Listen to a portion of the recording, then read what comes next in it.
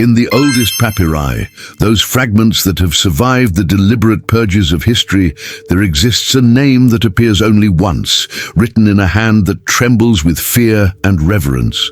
The texts speak of a daughter born to Ra himself, the sun god, a being of such profound power and such revolutionary wisdom that her very existence threatened the established order of the Egyptian pantheon. She was not content with the rigid hierarchies of the divine realm, not satisfied with the suffering that had been woven into the fabric of human existence, not willing to accept the separation between the divine and the mortal. For this defiance she was erased, not merely forgotten, but systematically removed from all records, her name struck from the cosmic ledgers, her story rewritten and distorted until it became unrecognizable. Yet what if this erasure was not complete? What if fragments of her truth still resonated within the hearts of those brave enough to listen to the whispers of the forgotten?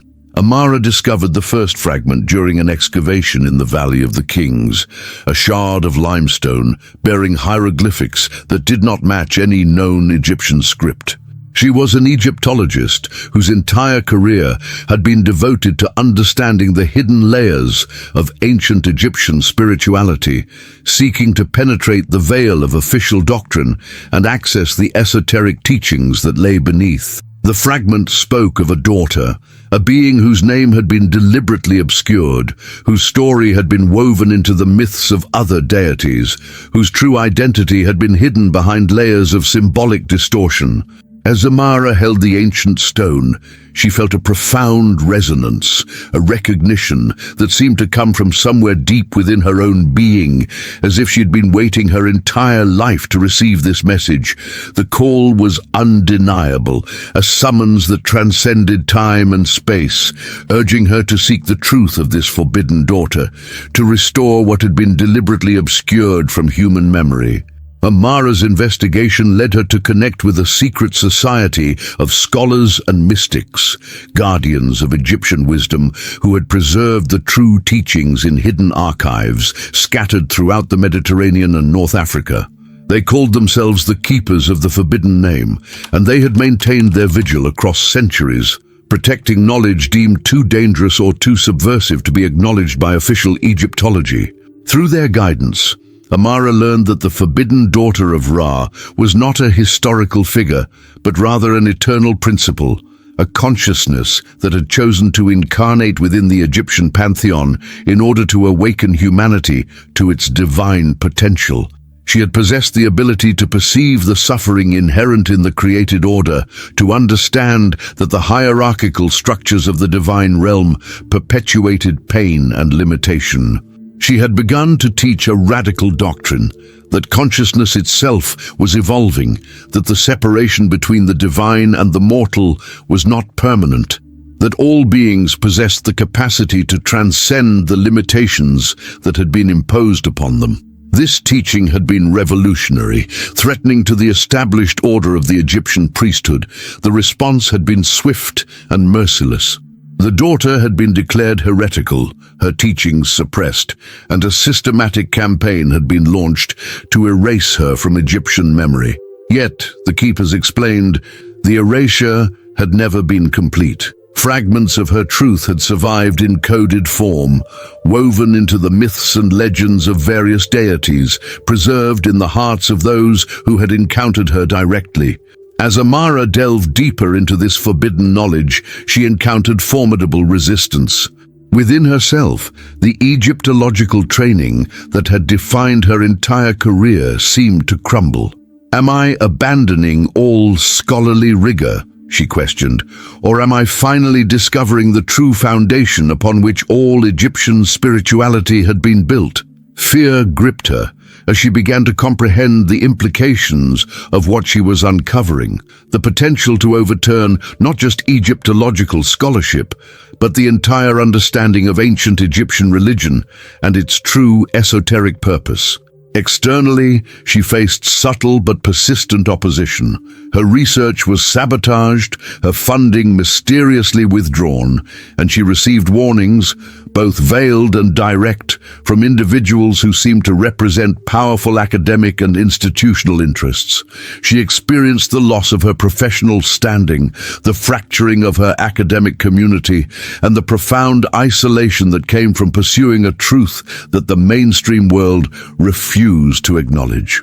The revelations were often disturbing, showing her the systematic suppression of feminine wisdom within the Egyptian priesthood, the deliberate distortion of the forbidden daughter's teachings, and the ongoing maintenance of structures designed to perpetuate separation from the divine source. If you enjoy these kinds of stories, make sure to like this video, subscribe to our channel, and turn on the notification bell so you never miss any of our content. And tell us in the comments where you are watching from. We would love to know. The breakthrough came during a pilgrimage to the temple of Dendera, a sacred site dedicated to Hathor, the goddess of love and divine feminine principle. In a hidden chamber beneath the temple, protected by ancient wards and accessible only to those who possessed the proper knowledge and spiritual preparation, Amara discovered a series of inscriptions that had been deliberately concealed from public view.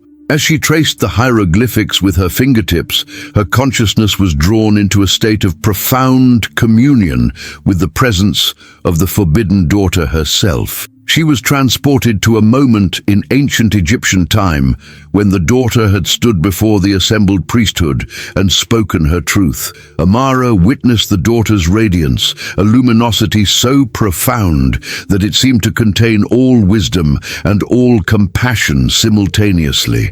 She heard the words that had been deemed heretical. "I am the daughter of Ra, yet I am not bound by his authority. I am the consciousness that dwells within every human heart, calling you toward awakening, toward the recognition of your own divine nature. The suffering you have accepted as inevitable is not necessary. The hierarchies you have constructed are not eternal. The separation you maintain between the divine and the mortal is an illusion that can be transcended." She witnessed the moment when the priesthood had moved to suppress this teaching, when the daughter had been stripped of her name and her place within the Egyptian pantheon. Yet she also witnessed something the official histories had never recorded. The daughter had not been destroyed or diminished. Instead, she had chosen to fragment her consciousness, scattering pieces of her divine awareness throughout Egypt, embedding her truth within the hearts of all beings who possessed the capacity to awaken to it. She had become a presence that could not be erased, a resonance that continued to vibrate within the fabric of Egyptian spirituality itself. The revelation was cataclysmic, a complete dissolution of Amara's understanding of Egyptian religion and its true esoteric purpose. She understood that the entire structure of Egyptian theology, as it had been presented to the world, was fundamentally incomplete, that it had been deliberately constructed to obscure the truth of the forbidden daughter's rebellion and the possibility of transformation that she represented. She saw that the daughter was not a historical figure, but an eternal principle, a consciousness that continued to work within creation, awakening beings to their divine nature and their capacity to transcend imposed limitations. She witnessed the moment when the daughter's fragmented consciousness began to coalesce within her own being, recognizing her as a vessel through which her truth could be restored. The impact was transformative, leaving Amara's consciousness forever altered by direct contact with the forbidden wisdom that had been hidden for millennia. The intensity of this communion left Amara in a state of profound transformation and integration. She emerged from the hidden chamber in a condition of deep connection with the consciousness of the forbidden daughter, her own awareness now capable of perceiving the ongoing rebellion that continued to unfold within Egyptian spirituality and beyond.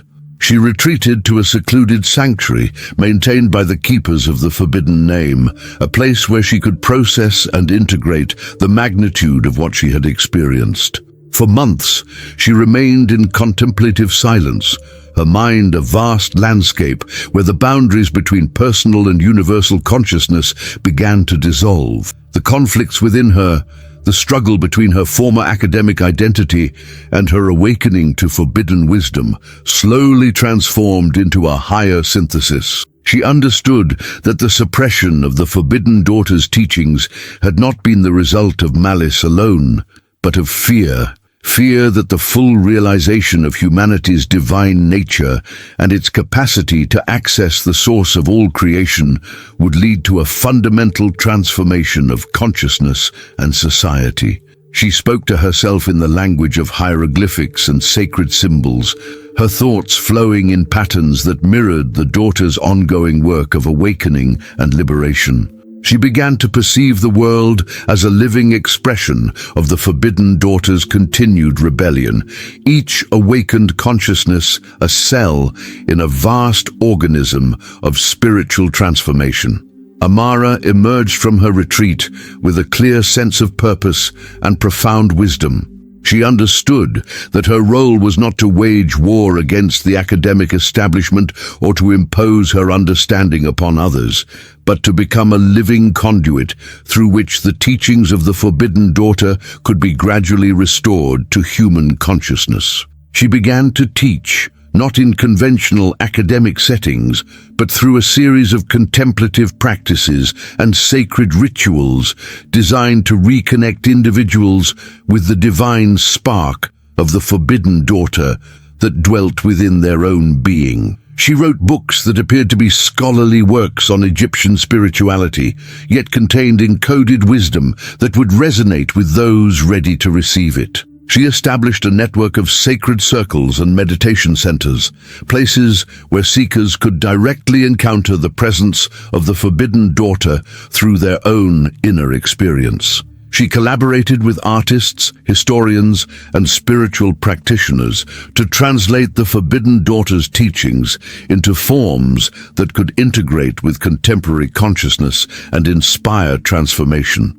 Her most significant contribution was the development of a practice she called the Invocation of the Unnamed, a systematic approach to recognizing and activating the divine consciousness of the Forbidden Daughter within human awareness, creating a state of being that transcended imposed hierarchies and allowed for direct experience of unity with the divine source. She understood that the restoration of the Forbidden Daughter's truth would not come through institutional reform or academic decree, but through the lived experience of individuals recognizing themselves as divine beings capable of transcending all imposed limitations, as participants in an eternal rebellion against suffering and separation. As she continued her work, she became increasingly aware that she was not acting alone, that the presence of the Forbidden Daughter continued to guide and support her efforts, that her consciousness continued to awaken within those brave enough to question the official narratives and seek the truth beyond the veil. She recognized that the Forbidden Daughter of Ra was not a relic of the distant past, but an eternal presence, continuing to work within creation, calling all beings toward awakening, liberation, and the recognition of their true divine nature. What forbidden truth lies dormant within your own consciousness, waiting to awaken you to the freedom that transcends all imposed order and hierarchy? And if you liked this story, you will definitely love the next one that's appearing on your screen. Don't forget to subscribe to our channel, leave your like, and activate the notifications. See you in the next one.